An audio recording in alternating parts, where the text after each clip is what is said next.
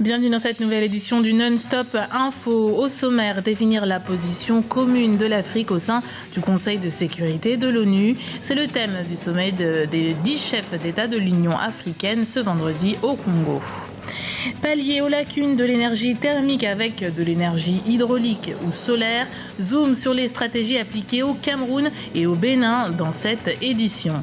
Et puis mettre en relation des entrepreneurs africains pour constituer une communauté virtuelle et physique. L'initiative Jocolabs, née au Sénégal en 2010, est active dans 5 pays d'Afrique et convoitée par des géants américains.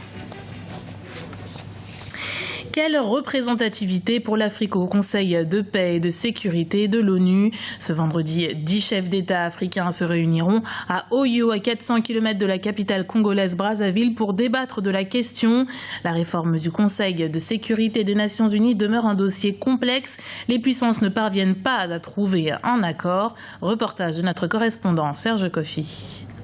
L'Afrique pourra-t-elle siéger de façon permanente au Conseil de paix et de sécurité de l'ONU? Une question au cœur des débats lors du sommet du comité des 10 chefs d'État de l'Union africaine sur la réforme du Conseil de sécurité qui se tient ici à Oyo, au nord du Congo. Les chefs d'État qui sont arrivés ici ont été mandatés par l'organisation continentale pour réfléchir sur la place que peut occuper le continent africain au Conseil de paix et de sécurité de l'ONU. Pour les dirigeants du continent, les méthodes de travail du Conseil de sécurité doivent être revisées pour assurer sa démocratisation. Le nombre de pays membres doit donc augmenter pour tenir compte des nouveaux membres permanents et non permanents du monde en développement et notamment de l'Afrique. L'Afrique a présenté un paquet pour la réforme des Nations Unies de façon générale et spécifiquement du Conseil de sécurité.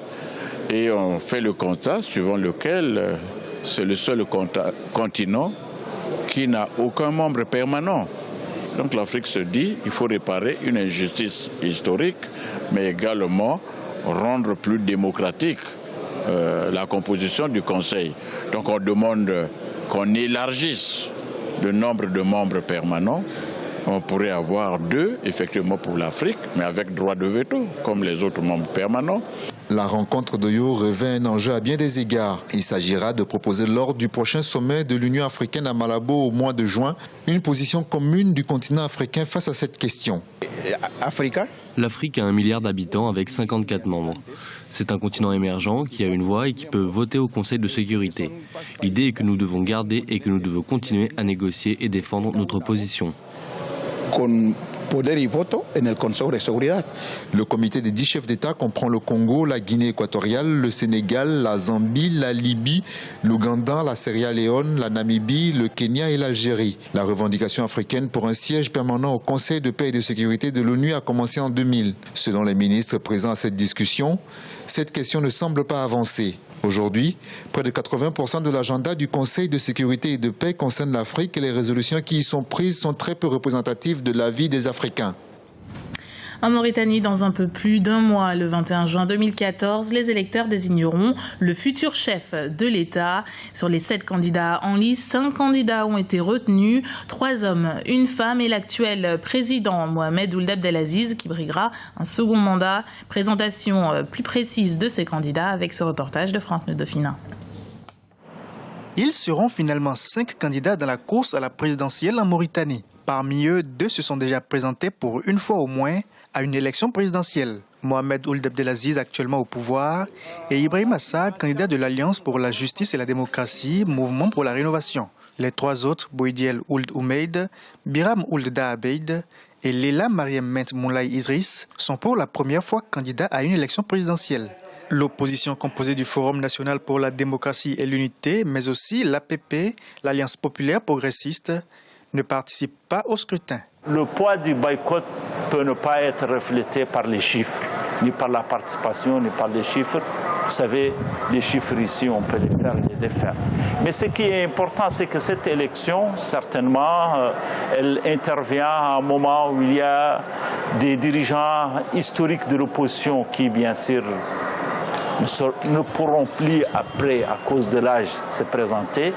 L'élection du 21 juin aura donc lieu avec 5 candidats et en l'absence d'une frange de l'opposition et de la société civile. L'opposition radicale justifie son absence par le non-aboutissement du dialogue politique entamé en avril dernier. Au sein de l'Union pour la République, parti au pouvoir, on estime que toutes les garanties de crédibilité du scrutin du 21 juin ont été établies. Aujourd'hui, ceux qui l'ont boycotté, ils savent pourquoi ils l'ont boycotté. Et ils le savent. C'est pas pour... personne n'a été empêché pour se présenter aux élections présidentielles. Tout a été accepté pour eux, que ce soit le calendrier, que ce soit les débats, que ce soit les sujets qui doivent être discutés au sein de ces dialogues. Tout a été accepté. Mohamed Ould Abdelaziz brigue un second mandat dans un contexte sociopolitique tendu. La campagne électorale pour le scrutin présidentiel devrait démarrer le 5 juin prochain. En Égypte, des affrontements entre manifestants pro et anti-Mohamed Morsi ont fait une victime jeudi au Caire. À 10 jours de l'élection présidentielle prévue le 26 mai, le rassemblement des fidèles de l'ancien président déchu en juillet 2013 demeure fréquent, bien qu'interdit. Les échauffourées ont éclaté en marge d'une manifestation des frères musulmans fidèles au premier président élu démocratiquement. 4 personnes ont également été interpellées. Énergie solaire, thermique ou encore hydroélectrique, autant de possibilités d'approvisionnement énergétique étudiées par de nombreux pays du continent. Guinée, Burkina Faso, Algérie, Cameroun ou encore Bénin, tous investissent massivement dans un secteur en pleine croissance. Les enjeux sont capitaux, une couverture totale de leur territoire en électricité. Thierry Noiran. Plus de 50% de la population africaine n'aurait pas accès à l'énergie commerciale et devrait se contenter du bois de feu. C'est ce qu'estime un rapport de la Banque africaine de développement. Un enjeu important, d'autant plus que selon les prévisions de croissance économique du continent, d'ici 2025, les besoins énergétiques devraient augmenter de manière considérable. Alors pour pallier à ce problème, plusieurs gouvernements se sont tournés vers les énergies renouvelables. Il est clair que les énergies renouvelables, elles sont très liées. D'ailleurs, c'est une chance qu'il y ait une grande diversité d'énergies renouvelables. Elle est liée à la géographie de chaque pays. Mais l'Afrique a cette chance, le Cameroun notamment, a la chance de pouvoir avoir toute forme d'énergie renouvelable. Une chance dont l'exploitation reste encore au niveau embryonnaire. En effet, les initiatives et projets d'utilisation d'énergie verte sont de plus en plus nombreux, mais le financement manque. Nous avons le biogaz. Le biogaz, c'est un mélange de plusieurs gaz, à savoir le dioxyde de carbone, l'hydrogène sulfureux, l'ammoniac, le méthane, la vapeur d'eau. Alors ici, nous épurons ce gaz pour avoir le méthane pour beaucoup plus 3 types d'énergie.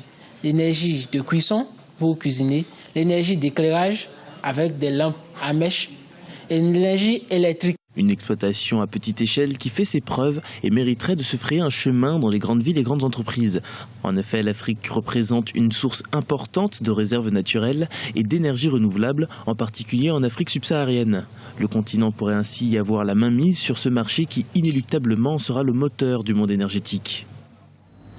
Offrir un espace de partage aux entrepreneurs aussi bien physiques que numériques, c'est l'un des objectifs de l'initiative JocoLabs. Lancée en 2010, la plateforme a prolongé son aspect communautaire et est désormais convoitée par de grands groupes tels que Google. Pour son fondateur sénégalais Karim Sy, l'ambition est de faire de l'Afrique une véritable puissance numérique. Myriam Issoufali. À Dakar, la révolution numérique a un nom, JocoLabs, un espace de travail partagé dans lequel se partagent créativité et innovation numérique. Bien plus qu'un action tank, la communauté JocoLabs veut répondre aux besoins sociaux non satisfaits dans les domaines de la santé, de l'agriculture et de l'éducation. Un réseau de coworking encourageant l'échange et l'ouverture, l'un des domaines de l'économie collaborative. En fait, on agit comme un action tank, donc non pas un centre de réflexion classique de chercheurs, mais des entrepreneurs qui se posent des questions pour faire émerger un nouveau monde, le monde justement de l'économie numérique qui est en devenir. Et pour ça, étant au croisement de tous les échanges qu'on peut voir sur des choses extrêmement avancées, sur différents métiers, sur des choses plus classiques, on va tenter de porter des projets. Cette communauté de passionnés est à l'origine de la création de nombreuses plateformes pédagogiques au Sénégal. En 2012, Samabat est créée en vue des élections présidentielles. Et la dernière en date est la création d'un laboratoire de fabrication numérique au Sénégal. Les Fab Labs, en fait, c'est quelque chose qui vient du MIT où on a détourné des machines de prototypage, donc les imprimantes 3D, tout cet univers-là, des fraiseuses et autres, donc des outils à commande numérique. Donc c'est là où on trouve le lien avec le numérique, avec lesquels donc on peut produire des outils. Faire de la révolution numérique un moteur de développement du pays, tel est l'objectif de cet incubateur et laboratoire numérique. Cette coworking devra tout de même tenir compte des réalités. Seulement 16% de la population sénégalaise utilise l'Internet. Installée actuellement dans 5 pays, cette Tech Lab ambitionne de conquérir le cyberespace de tous les pays africains.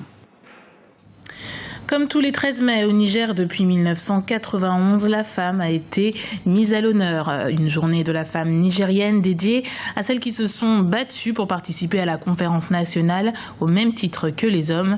2 décennies plus tard, les avancées sont significatives, mais des progrès restent à faire. Reportage de Géraldine Noubadan. Le 13 mai 1991, les femmes nigériennes s'étaient levées pour réclamer le droit de participer aux travaux de la conférence nationale. 23 ans plus tard, elles continuent de se battre pour que leurs droits soient respectés mais surtout conservés. Ainsi, chaque année, une journée leur est consacrée. Cette édition 2014 de la Journée de la femme nigérienne avait pour thème la promotion du leadership féminin. Lorsque on parle de leadership, on parle aussi de responsabilité donc, et d'ouverture.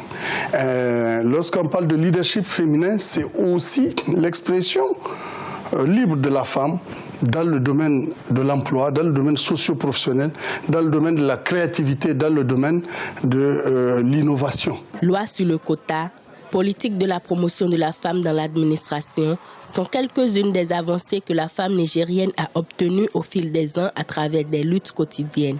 Mais le combat pour l'égalité des sexes est loin d'être terminé. Un leadership ne se donne pas, il s'acquiert. On est leader ou on ne l'est pas.